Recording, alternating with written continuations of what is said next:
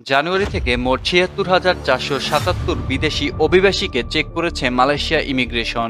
আপনারা দেখছেন প্রবাস ওয়ার্ল্ড।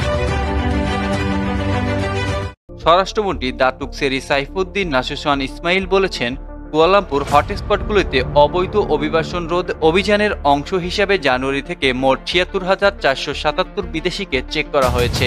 এই সংখ্যার মধ্যে ২০,২০৭ জনের কোনো কাগজপত্রই নেই বলে জানান তিনি বলেছিলেন যে তাদের দূতাবাস দ্বারা ট্রাভেল পাস নিয়ে তাদের নিজ দেশে পাঠানো হয়েছে। সাইফুদ্দিন নাসুসান আরও বলেন, ইমিগ্রেশন বিভাগ বছরের পর বছর ধরে পাওয়া তথ্যের ভিত্তিতে মালয়েশিয়ার ২২৪টি হটস্পট প্রোফাইল করেছে। তিনি বলেন, জানুয়ারি থেকে বেশ কয়েকটি স্থানে ৭,৯৭৫টি অপারেশন হয়েছে।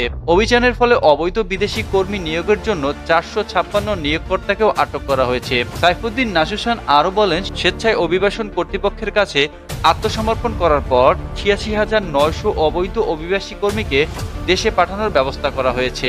তিনি বলেন, নিজ দেশে ফেরত পাঠানো হয়েছে তাদের বেশিরভাগই ইন্দোনেশিয়া, বাংলাদেশ, ভারত ও পাকিস্তানের। তিনি আরও বলেন, যারা ইমিগ্রেশনের কাছে আত্মসমর্পণ করেছেন তাদের প্রাথমিকভাবে সাধারণ ক্ষমা করে দেওয়া হয়েছে। একটি গবেষণায় দেখা গেছে যে ২০২২ সাল পর্যন্ত মালয়েশিয়ায় ৬ মিলিয়ন অবৈধ বিদেশি শ্রমিক ছিল। তিনি জানিয়েছেন, এই সাধারণ ক্ষমা এবছরের ৩০ ডিসেম্বর পর্যন্ত চলমান থাকবে। আপনারা দেখছেন প্রবাস ওয়ার্ল্ড। সবার আগে সকল খবর দেখতে আমাদের সাথেই থাকুন।